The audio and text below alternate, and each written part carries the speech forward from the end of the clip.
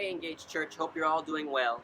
Today is 1 week away from the reopening of our services on the first Sunday in June. In anticipation of this, we've been going through our series, Rebuilding the Church, from the book of Ezra. Today we've come to a pause in the book, and a pause in our series because between Ezra chapter 6 and 7, 57 years pass. We're not given anything about this period from the book of Ezra or any other book in the Bible except one. What we are given takes place far away from the rebuilding of the temple in Jerusalem, back in the capital of the Persian Empire. It's all in the book of Esther. Yes, this book is about a special woman and how God will use her in a powerful way.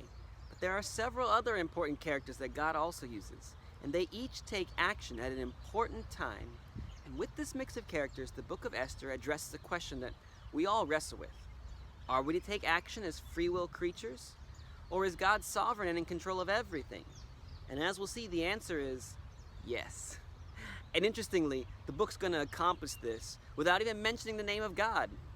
As one person said, Esther is a book of theological inferences rather than plain statements. The story is told with an unspoken wink, where none of us can miss God's role in the narrative. Maybe you've been wondering, should I take action for God in my story right now? May the book of Esther help you see what that might be. Or maybe you've missed how God is still in control and working in ways that are less obvious. May the book of Esther renew your faith in his power. Amen. Let's dive in as we visit the highlights of Esther. The book of Esther opens by giving us the time and the setting. Esther chapter 1, verses 1 and 2. Now in the days of Ahasuerus, the Ahasuerus who reigned from India to Ethiopia over 127 provinces. In those days when King Ahasuerus sat on his royal throne in Susa, the capital. So a new king, also known by his Greek name Xerxes, is reigning over the Persian Empire from his capital in Susa in modern-day Iran. That is what's going on. And in the coming verses, the mood is set. The king's wife, Vashti, refuses his order to parade her beauty in front of his guests. So in his anger, the king and his counselors decide to exile the queen from his presence and to choose a new queen to replace her. And into that mess, our two heroes are introduced. Now there was a Jew in Susa, the citadel, whose name was Mordecai, the son of Jair, son of Shimei, son of Kish, a Benjamite, who had been carried away from Jerusalem among the captives carried away with Jeconiah, king of Judah, whom Nebuchadnezzar, king of Babylon, had carried away. He was bringing up Hadassah, that is Esther, the daughter of his uncle, for she had neither father nor mother. The young woman had a beautiful figure and was lovely to look at. And when her father and her mother died, Mordecai took her as his own daughter. So when the king's order and his edict were proclaimed, and when many young women were gathered in Susa, the citadel in custody of Hegai, Esther also was taken into the king's palace and put in custody of Hegai, who had charge of the women. So we have Mordecai raising his cousin Hadassah, or Esther by the Persian name she'll be given, in the city of Susa. And Esther is described as a beautiful woman, and because of this, when the virgins were gathered for the king to pick a new wife, she was taken also. It seems the time and place she was living in has determined her fate, but there's a subtle wink that someone else behind the scenes may be driving her life towards something. And while preparing to see the king, she wins favor with those in charge of her. And then after her night with the king, this happens. Esther chapter 2, verse 17. The king loved Esther more than all the women, and she won grace and favor in his sight, more than all the virgins, so that he set the royal crown on her head and made her queen. The unthinkable has happened. The Israelites, the people conquered by Babylon and exiled into foreign lands, now have one of their own people as queen of the entire empire. But Mordecai has instructed her to let no one know of her ethnicity, so it's a secret that she's a Jew. And now with her in a place of power, another piece is set up by an unforeseen hand. Let's see what happens next. In those days, as Mordecai was sitting at the king's gate, Bigthan and Teresh, two of the king's eunuchs, who guarded the threshold, became angry and sought to lay hands on King Ahasuerus. And this came to the knowledge of Mordecai, and he told it to Queen Esther, and Esther told the king in the name of Mordecai. When the affair was investigated and found to be so, the men were both hanged on the gallows, and it was recorded in the book of the Chronicles in the presence of the king. Esther's uncle Mordecai saves the king from an assassination attempt, and though his deed is written down, nothing is done to reward him. After these things, King Ahasuerus promoted Haman the Agagite, the son of Hammedatha, and advanced him and set his throne above all the officials who were with him. And all the king's servants who were at the king's gate bowed down and paid homage to Haman, for the king had so commanded concerning him. But Mordecai did not bow down or pay homage. And when Haman saw that Mordecai did not bow down or pay homage to him, Haman was filled with fury. But he disdained to lay hands on Mordecai alone. So, as they had made known to him the people of Mordecai, Haman sought to destroy all the Jews, the people of Mordecai, throughout the whole kingdom of Ahasuerus. Then Haman said to King Ahasuerus, "There is a certain people scattered abroad and dispersed among the peoples in all the provinces of your kingdom. Their laws are different from those of every other people, and they do not keep the king's laws, so that it is not to the king's profit to tolerate them. If it please the king, let it be decreed that they be destroyed, and I will pay 10,000 talents of silver into the hands of those who have charge of the king's business, that they may put it into the king's treasuries." So the king took his signet ring from his hand and gave it to Haman the Agagite, the son of Hammedatha, the enemy of the Jews.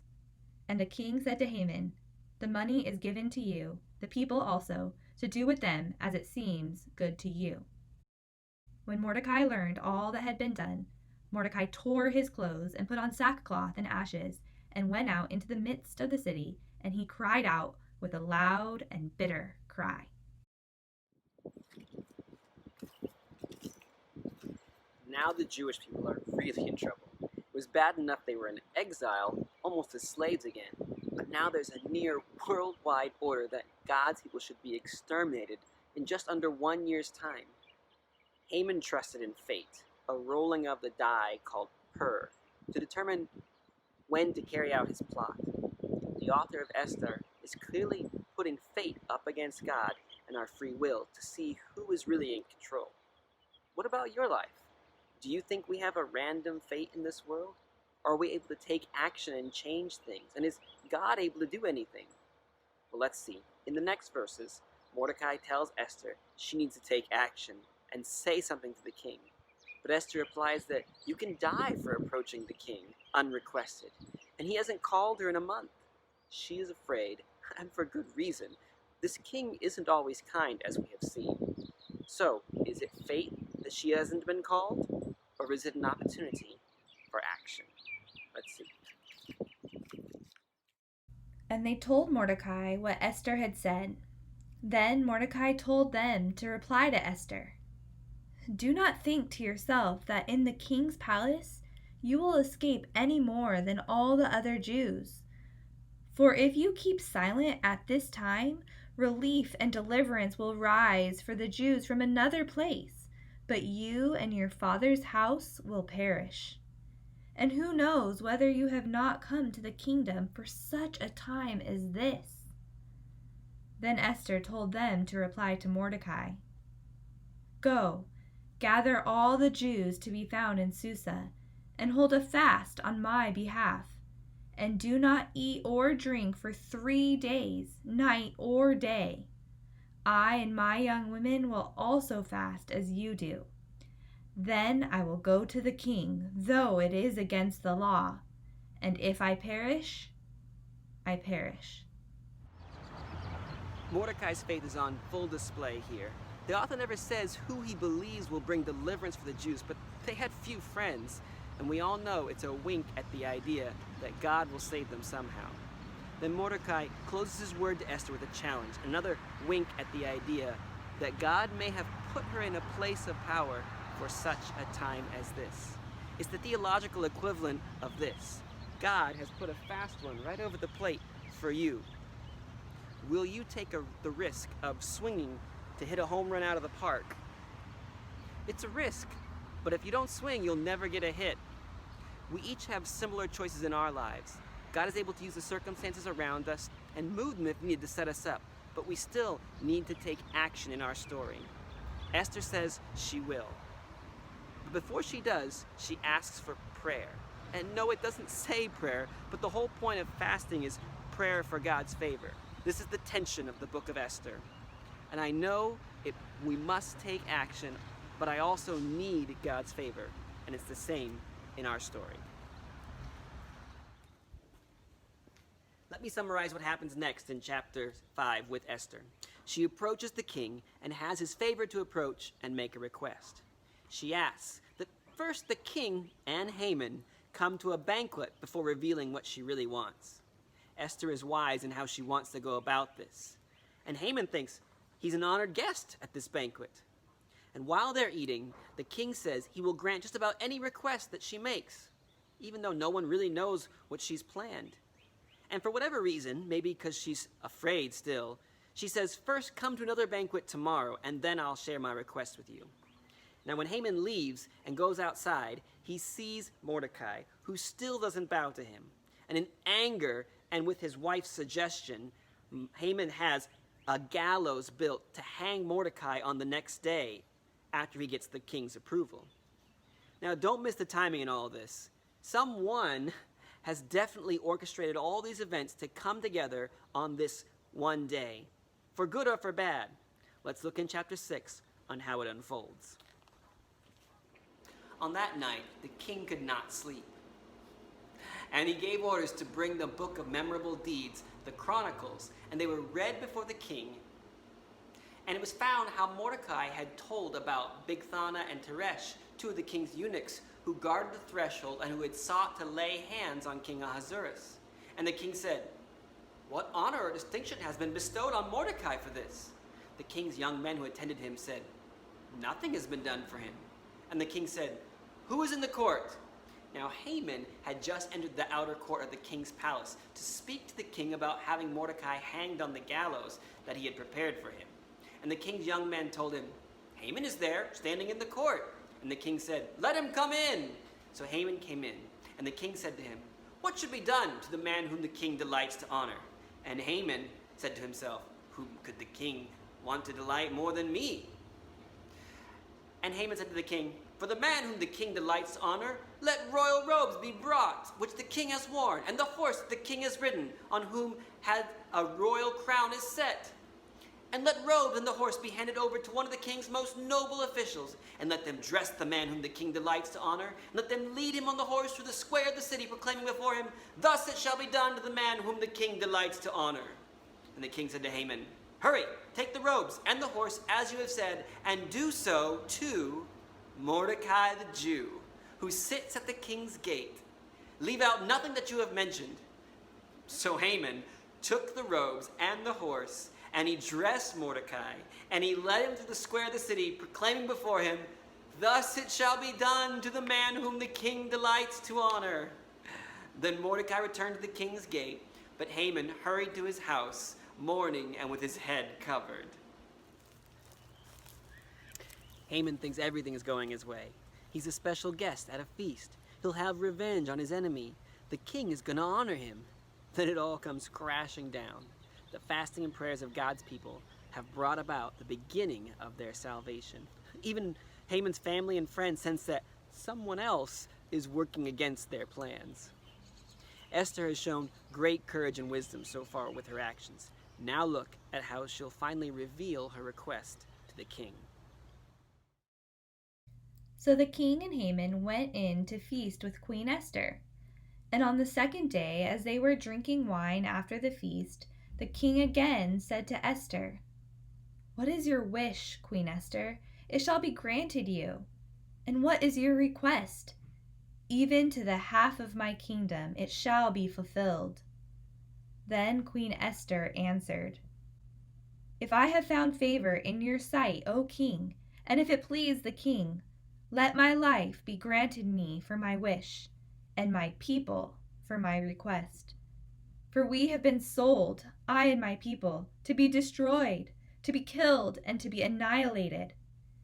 If we had been sold merely as slaves, men and women, I would have been silent, for our affliction is not to be compared with the loss to the king. Then King Ahasuerus said to Queen Esther, "Who is he, and where is he, who has dared to do this?" And Esther said, "A foe and enemy, this wicked Haman."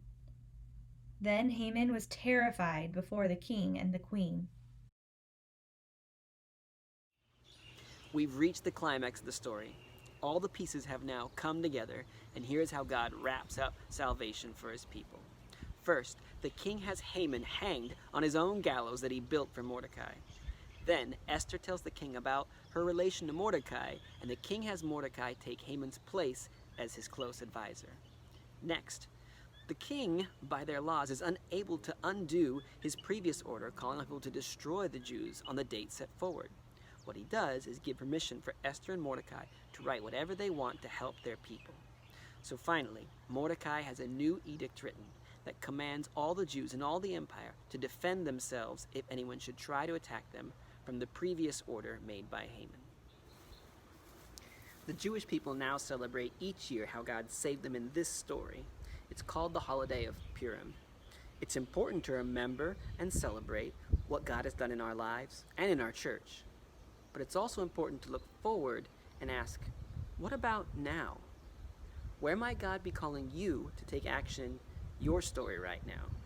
Is there anything that he has set you up for such a time as this time that we're in? In the midst of this crisis, can you see or believe how God is still in control and working in ways that may be behind the scenes? May we pray and fast as Esther and Mordecai did in their crisis. And may God use us to bring salvation to those who are suffering and those who do not know him.